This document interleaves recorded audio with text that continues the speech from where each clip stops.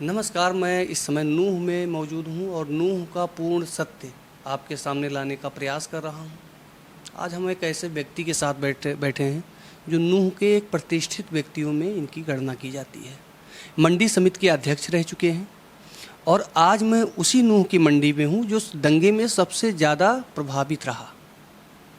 उसी जगह पे बैठे हैं जहाँ के से मात्र चंद कदमों पे साइबर क्राइम थाना है नूह का।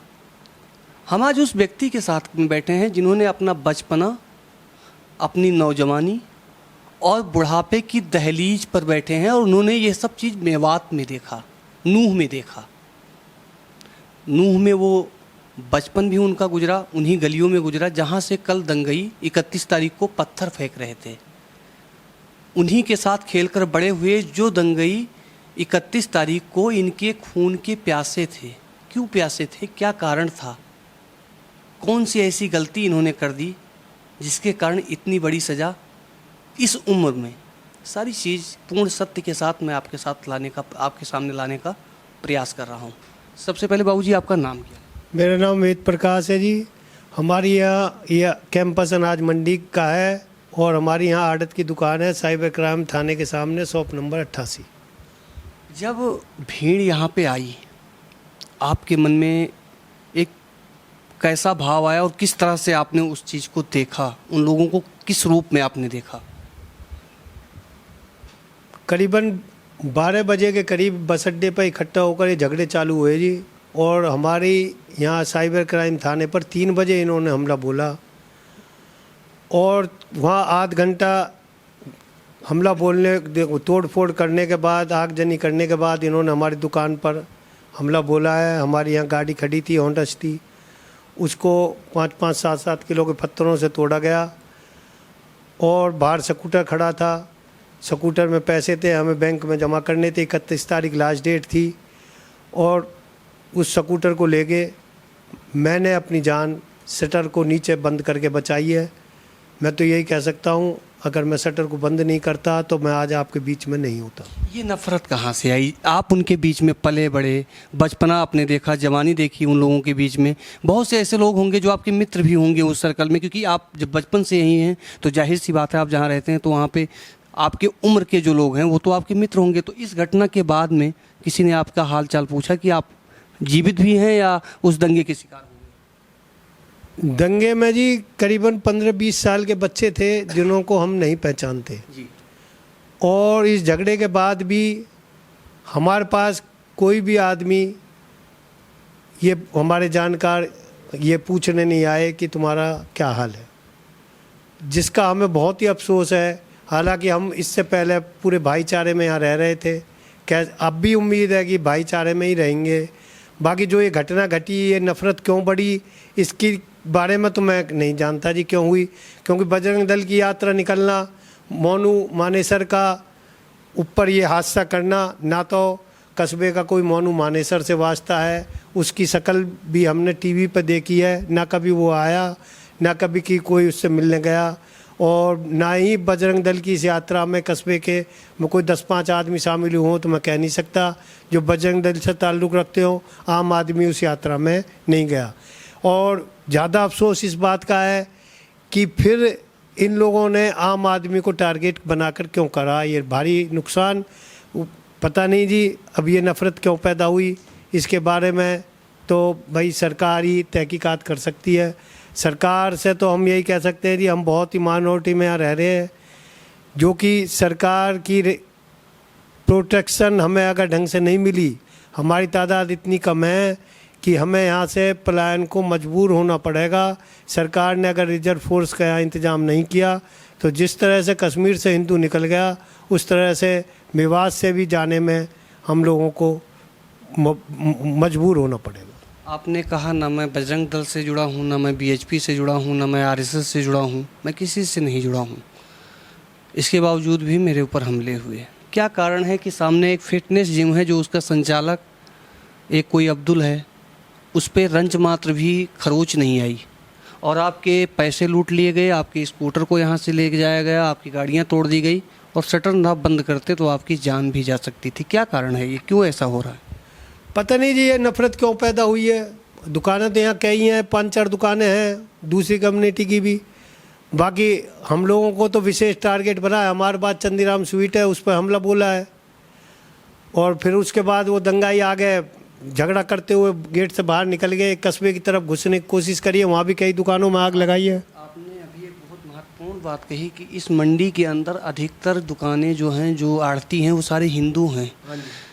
कहीं इसका कारण ये तो नहीं कि लगभग देश के अंदर जितनी मंडियां हैं उसके जो आड़ती हैं वो एक विशेष वर्ग के, या यूँ कह लीजिए मुस्लिम हैं, और यहाँ के आड़ती जो नूह है, नूह एक विशेष जगह है जहाँ पे इनकी जनसंख्या ज़्यादा है, और इसके बावजूद आड़ती यहाँ पे मुस्लिम नहीं है। तो कहीं ये उनका प्लान तो नहीं है इसको हड़पने का?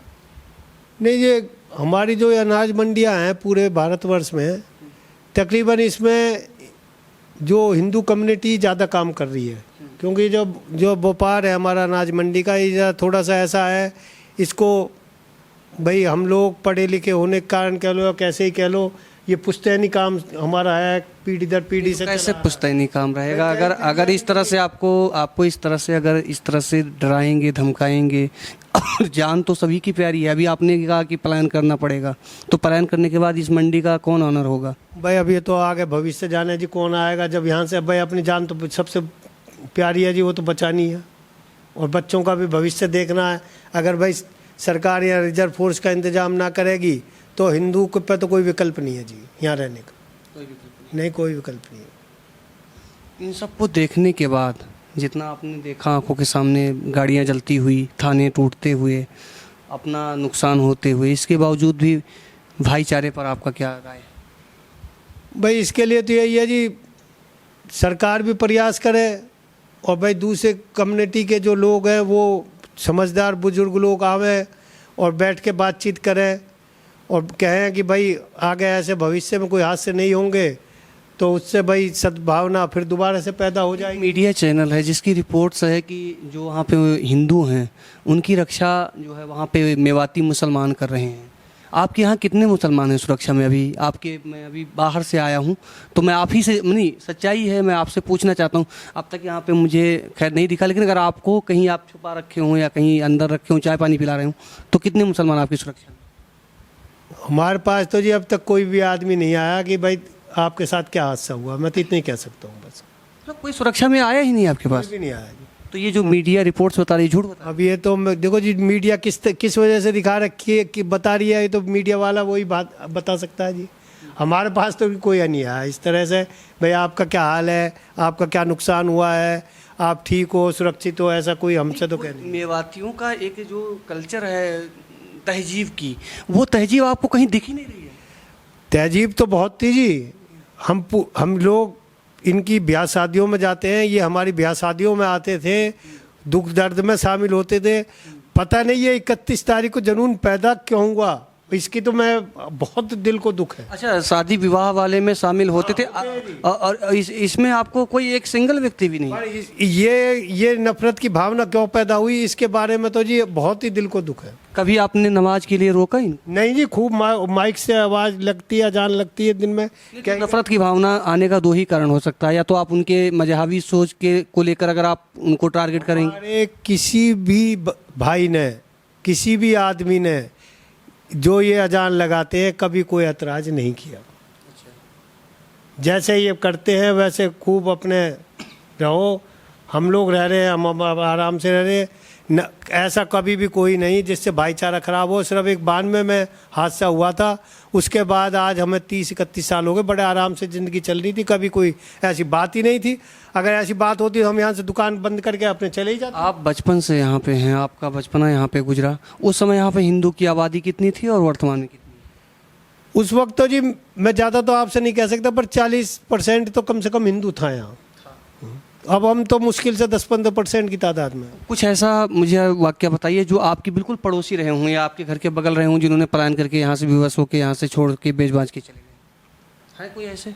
हाँ, घने ही है जी। मंडी में आधे से आड़ती हैं जो रिहाइश तो उन्होंने गुड़गांव सोना पलवल कर रखी है, काम के लिए यहाँ आते खाली, शाम को अपने चले जाते हैं। बाकी यहाँ से सब कुछ खत्म करके चले गए? क्यों चले गए? और बहुत से लोग अपने शिफ्ट ही हो गए दिल्ली गुड़गांव। क्यों चले गए? वो 92 की घटना के बाद से नहीं, अगर 92 से और 2023 के बीच में कोई घटना नहीं घटी और उसके बाद से भी मतलब अगर ये लोग तो लंबा पीरियड हो गया 92 से और 2023, तो इसके बीच में अगर वो पलायन करके गए तो क्या कारण रहा? बस वो मन में 92 की घटना से कुछ दहशत हो गई जी कुछ आदमियों को, भाई हम यहाँ सुरक्षित नहीं है।